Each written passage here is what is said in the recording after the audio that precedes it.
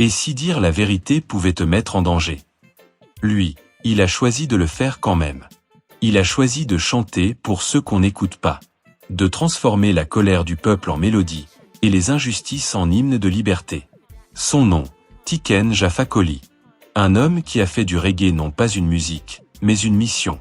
Bienvenue sur Artistes à nu, la chaîne qui te révèle les véritables histoires derrière les légendes africaines. Aujourd'hui, on te raconte le parcours d'un artiste dont la voix résonne comme un cri du cœur pour tout un continent.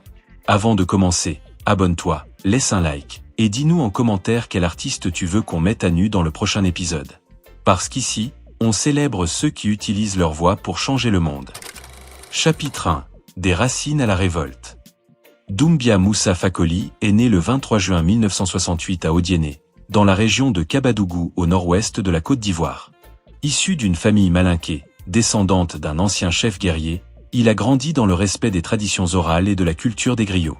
Très jeune, il découvre la musique. Ses oncles routiers écoutent dans l'autoradio des cassettes de reggae, de Bob Marley ou d'Alpha Blondy, et cela le marque profondément. À l'école, il se heurte aux exigences de son père. « Arrête de danser, il faut bosser », lui dit-on. Mais la danse, le rythme, la musique l'appellent.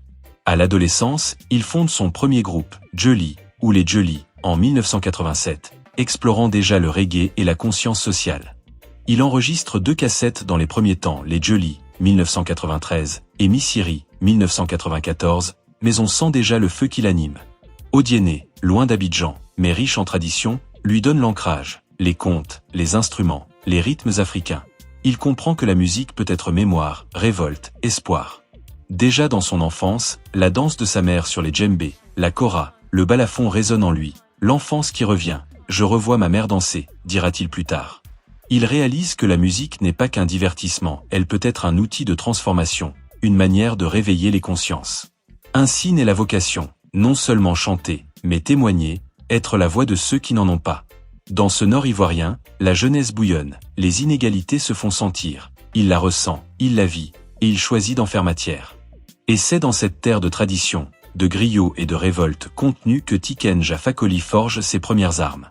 Il est encore jeune, peu connu, mais l'élan est là, un chant qui monte, un besoin de dire, un besoin de justice. Et l'ombre de la grande ville, Abidjan, se profile comme le lieu où tout va se passer. La graine est plantée, une voix, un message, une Afrique à réveiller. Chapitre 2. Les débuts d'un prophète du reggae, 1993 à 1998. Au début des années 90, Djoli sillonne les quartiers, les maquis d'Odiéné, puis d'Abidjan, portant un message simple mais puissant, chante pour le peuple, parle pour le peuple. En 1996, il sort son premier album officiel Frisson, qui malgré des moyens modestes, traduit déjà un style unique, reggae africain, paroles directes, conviction. Ce disque marque sa reconnaissance en Côte d'Ivoire, il commence à fréquenter les scènes, à être remarqué. À cette époque, la Côte d'Ivoire est en plein bouleversement social et économique. La jeunesse sent que quelque chose ne va pas. Tiken capte cela. Dans ses shows, il ne fait pas que chanter, il interpelle, il dérange. Le reggae devient son arme. Le public commence à l'écouter, non seulement pour la musique mais pour le message. Les mots « mangercratie »,« injustice »,« réveil » deviennent ses slogans. En 1998, il fait sa première apparition européenne, à Paris, ouvrant une nouvelle ère. Il comprend alors qu'il peut dépasser Abidjan, dépasser la Côte d'Ivoire, son message est panafricain. Mais cette montée ne va pas sans tension. Ses textes deviennent plus audacieux, plus clairs, dénonciation de la corruption, appel à la dignité africaine. En 1999, l'album Mangercratie marque véritablement sa percée africaine. Ce n'est plus un simple chanteur, il devient le porte-voix d'une génération. Les radios l'acceptent, les jeunes le suivent, les militants l'invitent. Sa voix grave, son phrasé africain reggae, sa présence scénique font qu'il devient une figure montante. Mais il reste fidèle à sa terre, ses textes parlent du nord ivoirien, de ses racines, de ses réalités. Il comprend aussi que la musique, pour durer, doit trouver un équilibre entre rythme accrocheur et contenu profond. Il forge son identité, africain, engagé, reggae. Et à la fin des années 90, Tiken est déjà en place, prêt à passer à l'étape supérieure, prêt à faire entendre son cri au-delà des frontières. Chapitre 3. L'éveil panafricain et la consécration, 1999 à 2005. Avec Mangercratie, 1999, et surtout cours d'histoire, 2000, Tiken Jah Fakoly affirme sa dimension continentale. Puis vient France-Afrique, 2002, un tournant majeur. Il ose nommer le système, pointer les relations néocoloniales entre la France et l'Afrique. Le titre éponyme, France-Afrique, appelle à « Réveillez-vous », décrit le pillage, la dette, les armes, l'exploitation. Le succès est réel. Le message traverse l'Afrique francophone, atteint l'Europe, gagne en respect. Il devient non seulement chanteur, mais militant culturel. Mais cette visibilité a un prix. Ses prises de position lui valent des menaces. En 2003, il s'exile à Bamako, au Mali, pour éviter des représailles en Côte d'Ivoire. Cet exil devient une force. Il s'ouvre à d'autres cultures, d'autres racines, nourrit son panafricanisme. En 2004, l'album Coup de gueule sort, poignant et clair. Des titres comme Plus rien ne m'étonne, Quitte le pouvoir, Ouvrez les frontières marquent. Sur scène, il ne donne plus seulement un concert, il donne un rendez-vous à la conscience collective. Il parcourt l'Europe et l'Afrique, mais garde un pied sur le continent, dans les luttes, dette, exploitation, migration. Il use de la musique comme plateforme de revendication, reggae intelligent, paroles tranchantes, mélodies chaleureuses. Dans ces années, il symbolise l'Afrique qui reprend la parole, qui refuse d'être toujours l'objet et non le sujet. Sa carrière se consolide, labels internationaux, tournées européennes, reconnaissance dans les médias et les festivals.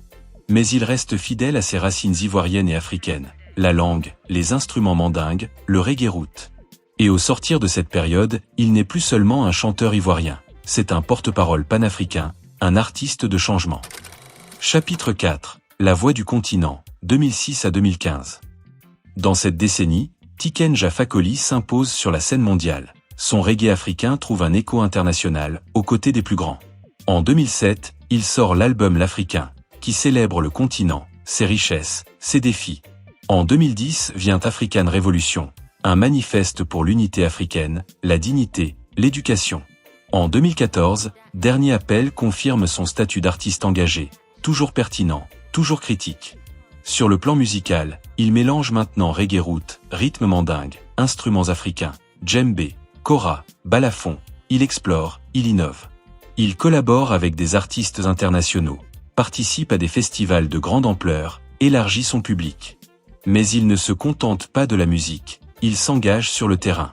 La campagne, un concert, une école, démarre, visant à construire des écoles en Afrique à chaque concert. Sa voix devient une référence pour la jeunesse africaine. Réveillez-vous, agissez, prenez en main votre destin, ce sont autant d'appels. Il choisit de rester hors des compromis faciles. La critique, la réflexion, la conscience restent au cœur de son œuvre. Pour lui, être artiste, c'est être citoyen. Être chanteur, c'est être acteur. Ses concerts ne sont pas que musique, c'est une cérémonie de prise de conscience. Et dans toute l'Afrique, de Dakar à Johannesburg, on commence à le voir comme un guide, une voix, une présence. Et cette période marque le basculement, de l'artiste national à l'icône continentale. Chapitre 5. Héritage et continuité, 2016 aujourd'hui.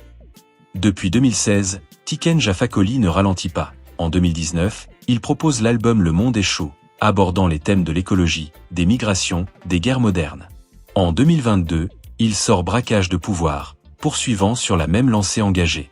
En 2024, il livre un album acoustique, revisitant son répertoire avec des instruments traditionnels africains et un retour aux racines. Il reste actif sur le terrain social. La construction d'écoles se poursuit, les causes de la jeunesse, de l'éducation, des droits humains sont toujours au cœur de son action. Il incarne désormais cet héritage, le reggae africain engagé, la tradition mandingue, le combat pour la dignité africaine. Les jeunes générations d'artistes le citent comme modèle, celui qui a osé dire, osé chanter, osé résister. Il se déplace moins, la voix est plus sage, mais l'esprit est intact. Il n'a pas trahi son message, impératif pour un artiste de cette trempe. Le retour en Côte d'Ivoire pour enregistrer après 20 ans d'exil montre cette reconnexion à sa terre. Sa musique continue à être écoutée, analysée, partagée, et fait passer un relais entre générations. Il laisse derrière lui un répertoire riche, des albums qui sont des jalons, des hymnes de changement.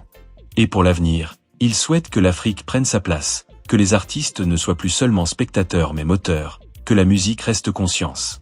Aujourd'hui, Tiken n'est plus qu'un chanteur, il est une institution, un phare, une voix qui résiste. Il rappelle que l'art et l'engagement ne sont pas incompatibles, c'est dans cette alchimie qu'il a trouvé sa vérité. Et à toi, auditeur, il lance un message. Le monde change, les consciences s'éveillent.